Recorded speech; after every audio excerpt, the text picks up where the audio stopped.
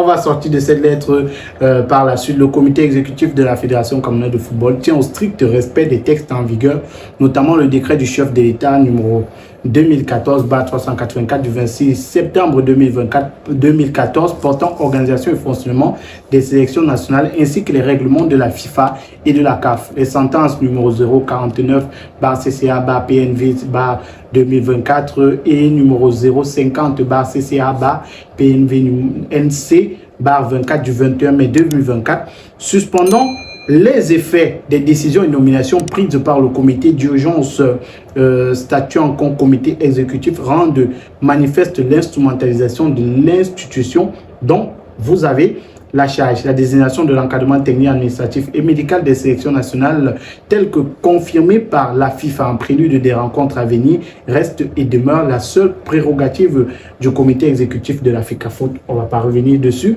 Nous ne saurions être associés à une manipulation de l'opinion au travers de telles décisions bafouant toutes les règles procédurales de droit en la matière. Monsieur le Président, il va falloir que chacun dans le rôle qu'il joue soit face à ses responsabilités sur le risque de suspension que nous faisons courir à notre pays à la faveur d'intérêts cachés au mépris des textes pris par Monsieur le Président de la République, chef de l'État. Sachant compter sur votre patriotisme sportif, veuillez croire, monsieur, à l'expression de mon profond respect.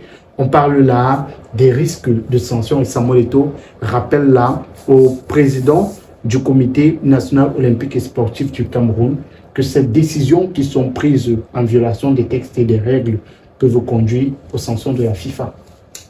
Écoutez, si la FIFA sanctionne, si nous retrouvons dans une situation où la FIFA sévit, ce sera aussi en grande partie à cause de la FECAFOOT, à cause de l'entêtement à faire le bras de fer avec l'État du Cameroun. Ou peut-être la volonté la volonté que les textes soient respectés. Non mais on ne peut pas, écoutez, soyons honnêtes, on ne peut pas demander que les textes soient respectés et faire comme si la convention de 2015 n'est pas un texte qu'il faut respecter. C'est un texte à respecter. Voilà. D'ailleurs, on ne va pas revenir sur ces débats du bar. Vraiment, sur ça. Pourquoi on doit accepter la convention et pas accepter le décret? Personne ne refuse le décret. Voilà. La convention, c'est un prolongement du décret. C'est une mise en application. Donc, disons que les deux textes sont valables. C'est un texte qui permet la mise en application du décret. C'est la dimension, j'ai envie de dire la dimension pragmatique, l'approche pragmatique de la mise en pratique du décret. Parce que le décret, pour éviter de revenir sur le débat, disons que les deux textes sont valables. Le décret est un texte qui est conforme à la vision générale de la FIFA, c'est-à-dire qu'à travers le monde. Or, la FIFA reconnaît qu'au Cameroun et dans beaucoup de pays africains, les États interviennent financièrement dans la gestion du football. Les États financent le football. Les États, par conséquent, comme ils financent le football, ils ont généralement leur mot à dire. Donc, il faut arrêter de faire croire aux gens que les États ne font jamais aucune pression envers les fédérations. Il faut arrêter de faire croire. Même dans les pays qui sont pris, même dans les pays qui sont pris comme exemple, il y a toujours des pressions. Donc, Samuel Eto'o, la fédération subit là des pressions. La FECAFOOT n'est pas autonome sur le plan financier. Et le décret est là pour rappeler ça à la FECAFOOT. Pour leur dire, ils ont...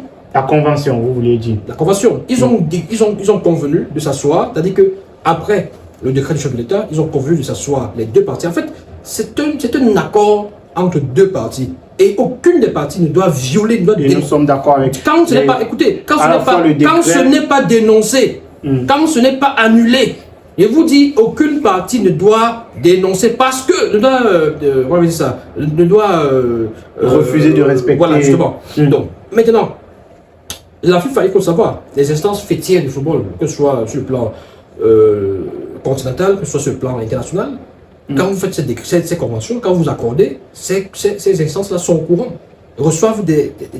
Donc on va dire qu'on prend en compte la convention et on n'oublie pas aussi le décret qui est le père ou la mère de la convention. C'est ce que vous venez de nous dire. La convention donne les règles d'application du décret. Donc on va tout Non, mais vous nous avez dit que le décret est le père de la convention. Donc on ne va pas jeter le décret. Parce que la convention de... Personne ne rejette le décret. Parce que justement, Voilà. Parce que si la convention venait annuler le décret, on devait dire qu'il y a problème. Parce Voilà. que la convention est le prolongement. Dans le décret. Écoutez, dans le décret, il est clairement dit que le décret qui s'inspire des lois internationales. International, oui. Il est clairement dit, parce que là, c'est vraiment la logique internationale. Voilà. Il est clairement dit que la compétence de nommer le staff Revient à la revient à la fédération. Dans les deux parties s'asseyent et se mettent d'accord sur le fait que parce que je mets mon argent dans cette affaire-ci là, il faut que j'ai un mot à dire. Et je suis d'accord. Et la FECAFOOT, à cette époque, dit ok, on est d'accord, parce que vous mettez l'argent, sans votre argent, on ne peut pas fonctionner, on ne vit pas. Bon, quand vous mettez l'argent là, ok, vous avez la possibilité aussi de nommer l'entraîneur, de nommer le staff. On ne refuse pas, on est d'accord.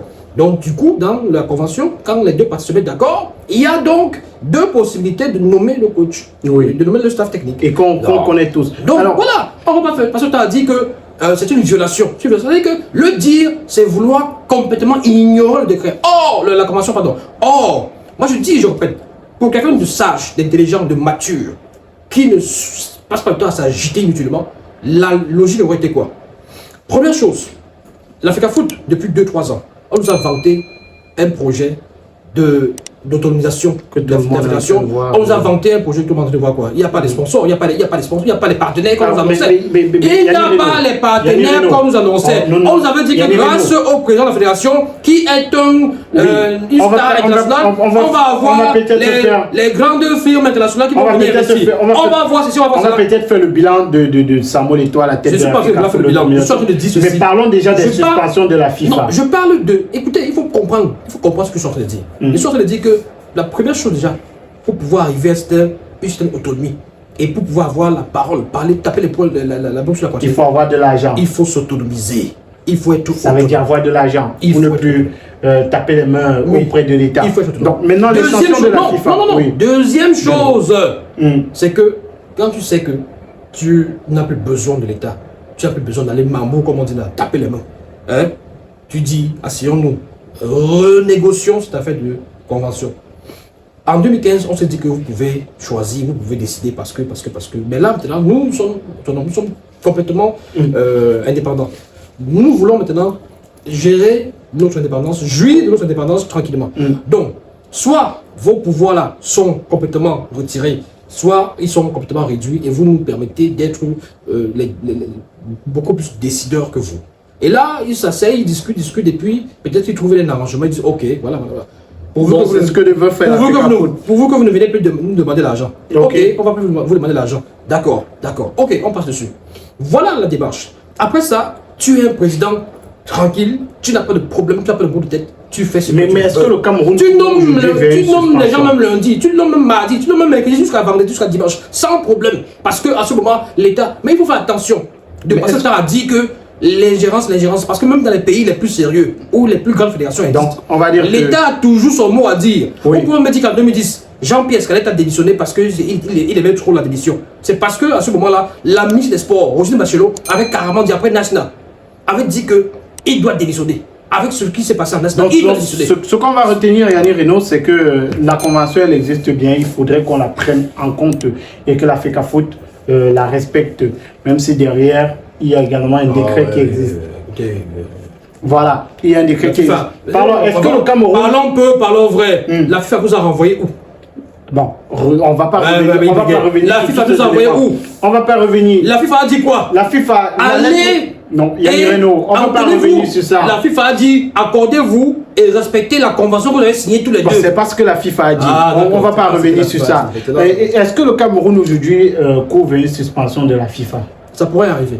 Parce que si l'État du Cameroun, qui ne veut pas payer la face à un individu, c'est pas un individu. Non, c'est le français. C'est le français. C'est la fédération. C'est un individu. C'est une entité. C'est une fédération. C'est un organe. Quand vous parlez du chef d'État, vous parlez aussi d'un individu. Vous parlez pas de l'État. Quand vous parlez du chef d'État, parce qu'il incarne l'État. Non, mais là, c'est la FECAFOOT. On va pas s'accrocher dessus, Magique. J'ai dit et je répète, que l'État du Cameroun ne veut pas payer. C'est Samuel Eto'o contre l'État du Cameroun. Oui. La FECAFOOT n'est pas Mais engagée comment dans vous voulez discuter encore? Ce que vous Tout le monde, chaque jour dans le débat, tout le monde le dit. Ce que vous dites, c'est que la FECAFOOT n'est pas engagée dans ce Qu'est-ce qu'on dit? bras de fer. Voilà les caricatures là. On dit le moustachu, on dit le bossu, tout ça là. On dit Eto'o contre Mais c'est qui le moustachu? Est-ce que le moustachu c'est l'État?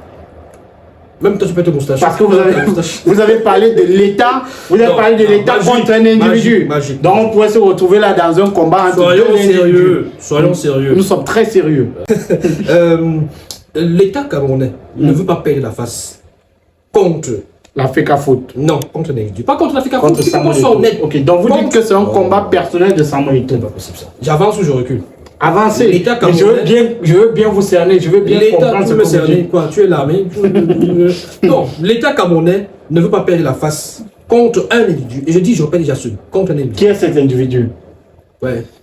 Bon, alors. Donnez-nous l'identité de cet individu. Puisque l'État camerounais ne veut pas perdre la face à cet individu, on va assister sûrement à un durcissement de cette affaire. On va assister à une insistance de la part de l'État du Cameroun, de la part du gouvernement notamment, à travers le ministère des Sports, qui va rester dans sa logique et dans sa position. D'ailleurs, on a vu, il y a quelques heures ou quelques jours, la sortie de Cyril Tolo, qui est conseiller au ministère des Sports, qui est revenu sur cette affaire et qui a rappelé que la Chambre de concession et d'arbitrage a donné raison, donc a donné tort, on va dire ça comme ça, à la FECAFOOT par rapport à sa nomination dans son second staff. Et donc il a rappelé que le seul et unique staff des Lions, c'est le staff nommé par l'État. Tolo qui est désigné par un journal ce matin comme le porte-flingue du ministère des Sports. Il doit porte-flingue, il a dit que le seul et unique staff des Lions, c'est bien et bien le staff nommé par l'État du Cameroun. Donc on en est là. Il a même rappelé les différentes nominations, les différents concernés. Donc, alors, on va assister à cela. Et puis, le fait que la FECAFOOT interprète cette sentence de la CCA à sa façon. C'est-à-dire qu'on dit à la FECAFOOT que vous devez annuler votre nomination.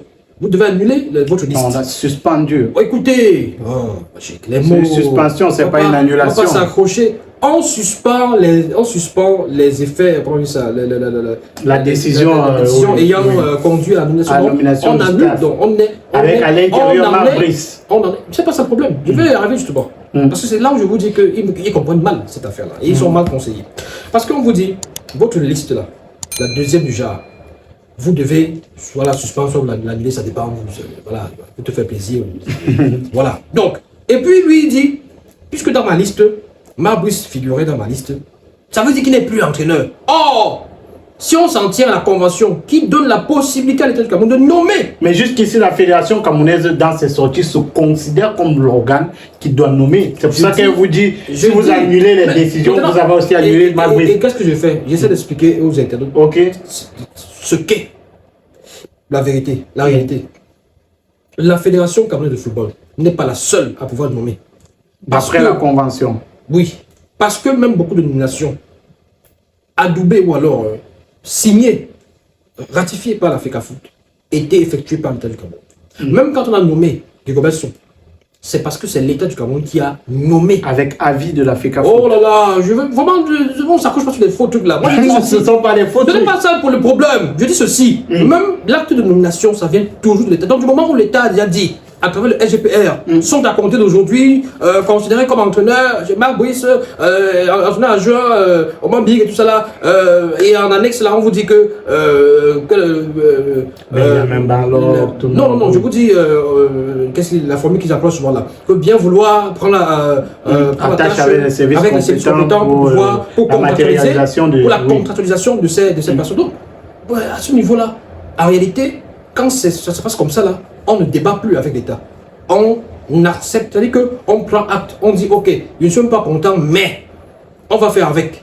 En principe, c'est ça, parce que c'était le même cas pour... donc même si l'État ne respecte pas les textes, on devra accepter. Arrêtez ça, on ne va pas revenir sur là, on va pas tourner. Là, tu me fais tourner toujours pour. C'est-à-dire que l'État n'a pas respecté quel texte. Non, mais là, je pose... L'État n'a pas respecté quel texte. Je ne parle pas de ce cas spécifique. L'État peut nommer. Parce que vous nous dites que dès que l'État signe, on doit valider. Je ne parle pas de ce cas spécifique. L'État peut nommer. Et attention, l'État peut même retirer l'agrément de vos affaires là. De la FECAFOOT. Dans des pays, il y a des pays où les fédérations ont été dissoutes par les États. Mais on est Donc, FIFA pour les est monétiser, intervenue. la FIFA intervient et avec l'État, ils s'accordent. Ils font des plans. Ils disent que bon, vous avez 2 ans de suspension ou 1 an de suspension. Et puis, ils s'accordent. Et puis, au fur et à mesure, ils s'arrangent. Et on fait une nouvelle fédération. C'est-à-dire que la fédération revient avec à sa tête un comité provisoire ou un comité de normalisation. Et puis, on organise des nouvelles élections pour mettre un nouveau bureau. Ayant peut-être toiletté les textes, toiletté la fédération. Pour mettre des gens qui ne vont pas passer à bagarrer. Au Zimbabwe, en 2022, qu'est-ce qui s'est passé? Au Zimbabwe, l'État accusait les responsables de la fédération, de corruption et d'abus sexuels. Et ils avaient frappé. La FIFA est venue dire non, vous n'avez pas le droit. Ils ont dit non, c'est sur notre territoire. Ils ont été coupables de corruption et d'abus sexuels. Donc on peut les frapper. Et puis la FIFA a dit non, vous avez 2 ans de suspension. Et ensuite, qu'est-ce qui s'est passé? Ils n'ont pas pris part au tirage au sort, il me semble, de la Coupe d'Afrique des Nations, des électeurs de la Coupe d'Afrique des Nations. À ce moment-là, voilà, ils ont été suspendus. Mais avec le temps, ils ont procédé à des négociations avec la FIFA. Négociations. Et puis, ils sont accordés. On a dit, bon, vous mettez sur pied dans un comité qui va gérer la fédération pendant un certain moment de temps. Donc, on va s'attendre à ça au Cameroun. Ça peut arriver si les 2 parties continuent à s'entêter. Si d'un côté, il y a quelqu'un qui continue à croire qu'il est au-dessus de sa tutelle. Il est au-dessus de l'État. Il commence à douter. Cette personne qui pense il doute des hautes institutions qui l'ont par le passé aidé. Je suis dépassé. Moi, je sais pourquoi dire. En fait, je suis même fatigué de parler de cette affaire. C'est-à-dire que chaque jour, on parle, et ça donne soif. Merci Annie Renaud. Vous en prie. Merci à tous d'avoir regardé la vidéo. N'hésitez surtout pas à donner vos propres avis en commentaire, liker, partager avec vos proches. Et si vous êtes nouveau, abonnez-vous, cliquez sur la cloche de notification. À très bientôt.